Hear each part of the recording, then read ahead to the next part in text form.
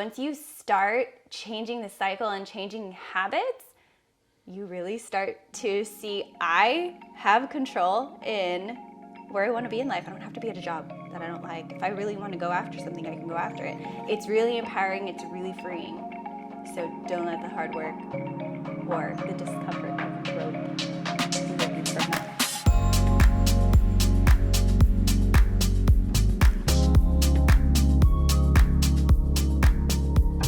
What's up, OMies? What's up? Hi, Pete.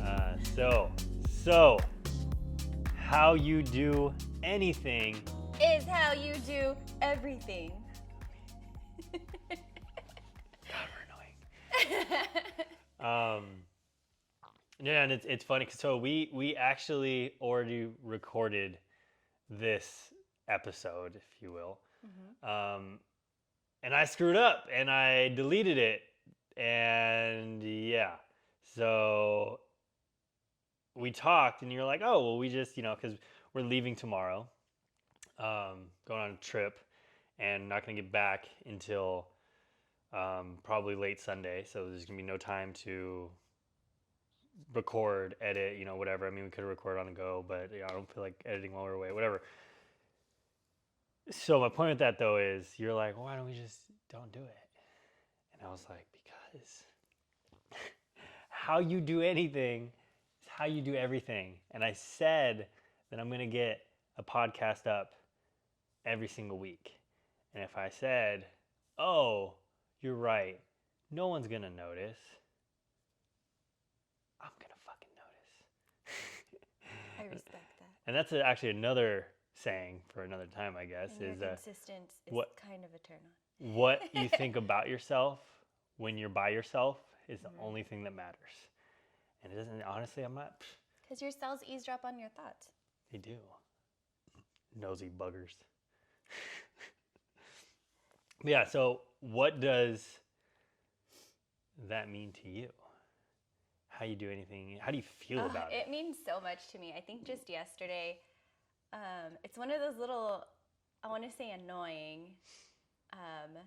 Oh, they're all annoying. They're all, yeah. It's one of those annoying things where once you're aware of it, you're really aware of it. And yesterday I was doing something where I think I was working on my essay, and I had a thought where that was something along the lines of, oh, this is good enough just to turn it in. And I had to stop myself and like, how many times do I do that outside of that? Like at work or with, my daily things, my routine. And that made me, nope, gonna finish it. Gonna finish it because I'd rather have my whole essay peer-reviewed rather than just a half-assed, this is good enough, meets the requirements, and I don't want to treat the rest of my life like that kind of thing. And that's the annoying part, is that, well, it's the cool part too, is that I can catch myself now because I have the awareness in the little things, they might not seem big, but they compound, and I want to be a better version of myself, and I got to start by catching all the little things. Devil's in the details. It's funny though, you bring something up that I just realized that we both do. We both have a habit of overloading and running ourselves dry, if you will. I don't know how I realized that last night. to phrase that. But by that I mean, for me, I feel like I could definitely work more and work harder. But I have a habit, and I don't know if it's my ADHD or whatever you want to call it. I'm just crazy. I don't do well. I tell myself I don't do well when I'm only focusing on one thing. And I think the caveat to that is, and if you ask, there's probably a lot of people, anyone that's gotten really good at something, they've gotten good at it because they've pretty much just focused on that one thing for an extended period of time. And for us, at least right now, I'm doing real estate somewhat, trying to get this up and going with OMies and school. And then you have school, the office, and then now this thing getting up with OMies. It's like we have these three things that we're all just dabbling in. And mind you, all of these things are not without, I guess, can I disclose? Can I disclose? It doesn't matter? Yeah. Okay. We're Okay. being not transparent in Okay. everything we do. All right. Well, Wiced up now. you don't want to be at the office. So you have one side of you that's like, ah, shit, like I don't even want to be here. This sucks. And then you have school, which like you don't know exactly what your plan is after that. And then OMies, like any building of business, it's like what is the piece that's fitting here? And I'm no different. The real estate thing, I don't know what brokerage I'm going to move to in the new year. I don't know what OMies is going to be. In school, fortunately, this is my final, and I really want to learn more math, but I'm not going to. But my point with that is like not only do we have all these things, but there's all these things that are like, wait, is this the thing? Is this not the thing? But I guess at the same time, it's good because we committed to those things, and how you do anything is how you do everything. So like I know earlier a couple weeks ago when I was taking this fast track math class, I was like I should drop it. After like 3 weeks, I was like, this is gonna really cut in to any business building potential, and it did.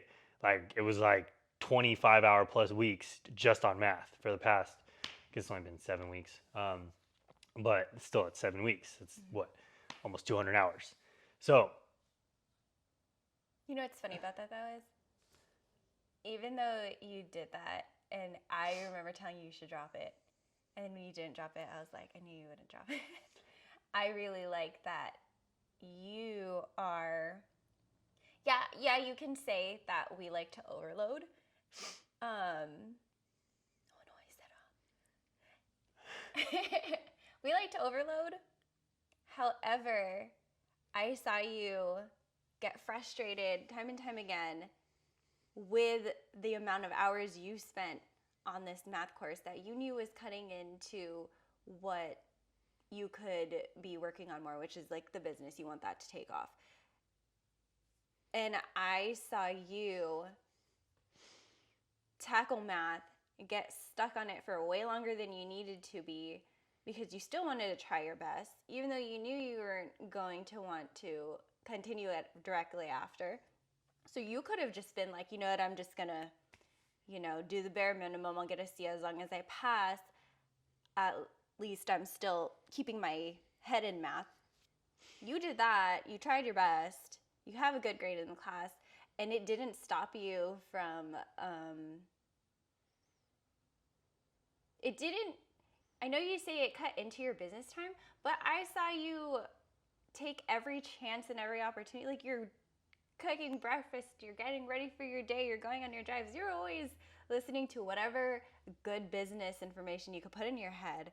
You're always texting me, hey, I have this new idea and this new idea and this new idea. And I'm like, how do you have time for all this? You're juggling everything. I feel like you made me look bad. No, I thought I was juggling everything. You made time for everything that you wanted.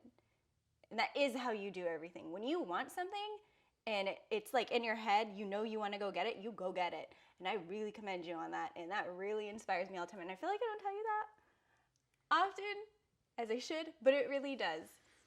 Which makes me more inspired to have moments like yesterday where I'm like, wait, no, I can do better than this.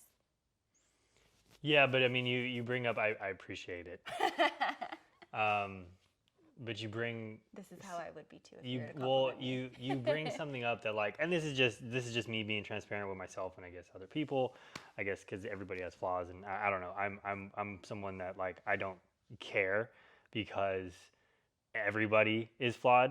Mm-hmm. And I guess I've learned, I don't know when I learned this, I just feel like I've learned that the more I can just be like, yeah, that's the thing, and the more I accept it, the more I'm ready and willing to work on it. And for me, I am a lot like all talk. I have poor execution skills. Like I can execute the initial like go, like let's do this thing and go and do it. But when it comes to, because I have all these ideas, like the ideas that you see, those are easy. The popping in the ideas and the listening to stuff would have heard phrases education porn.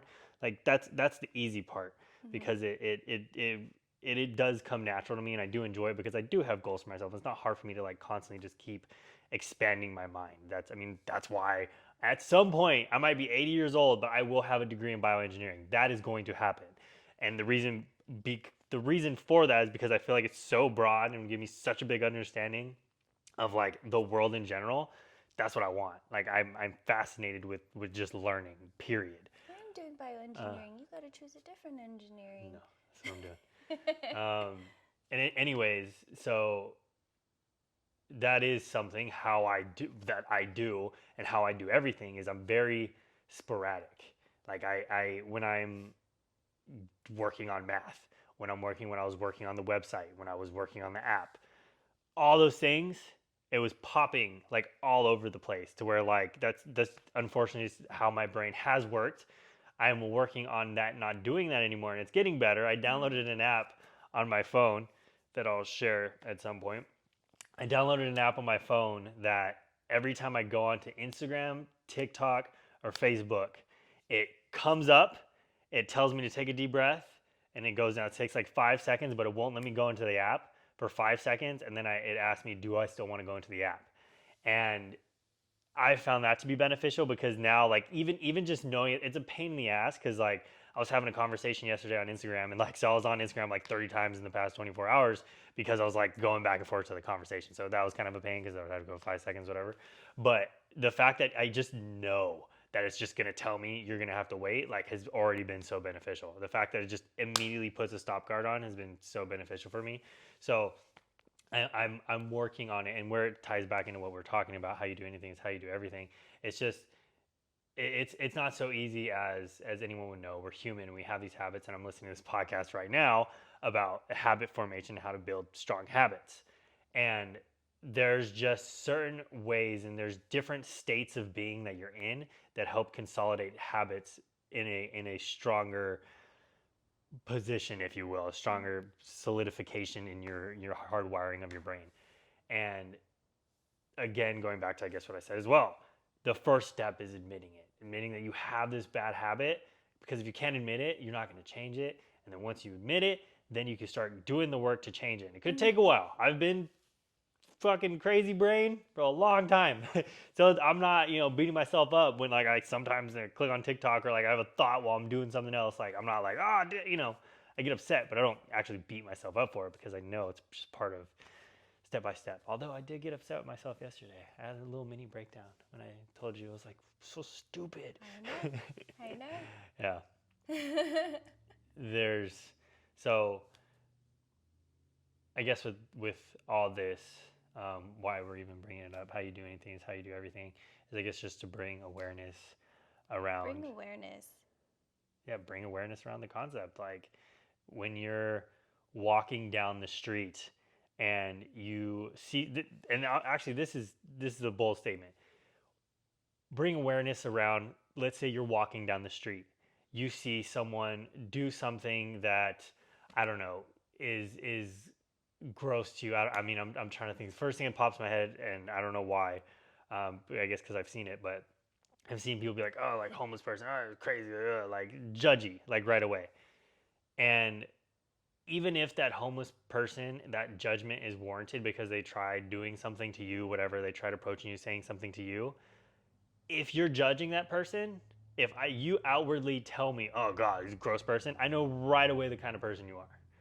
You are probably the kind of person that goes around all day, whether you say it outwardly or you keep it inside, judging other people. And is that the person you want to be? So it's an annoying thought. It's an annoying phrase to have because then it forces you to be aware of the certain things that you do, and then you're just like, oh wow, do I do that all the time?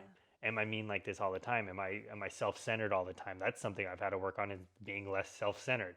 And it all came from that when I got that phrase of how I do anything is how I do everything. When I was catching myself, wait, if I'm being self-centered in this moment, then there's probably moments that I'm not aware of that I'm doing the same thing, just for whatever reason I'm not as aware of it yet. And then I became more aware of it, and then I was able to work on it, and then it kind of was able to spread to where I can't be like I'm Santa Claus now or anything, far from it, but I pay attention to those things, and it's much easier for me to shut those down in the moment because of that phrase. Yeah. Because that's how the cool part, because you brought up habits and you know I love habits. And the cool part about that is at first it's annoying and at first it can suck. Realizing, wait, I do this little nitpicky thing here. Where is that everywhere else in my life? And if it's a bad thing that you do, or it's an annoying thing you do, or something that's essentially preventing or hindering you to grow and be someone you want to be, I feel like that's already pretty convoluted. I feel like when we say things like this, the people who will understand it are people who will have a general idea of where they're at in life, the way their brain works, and where they want to be.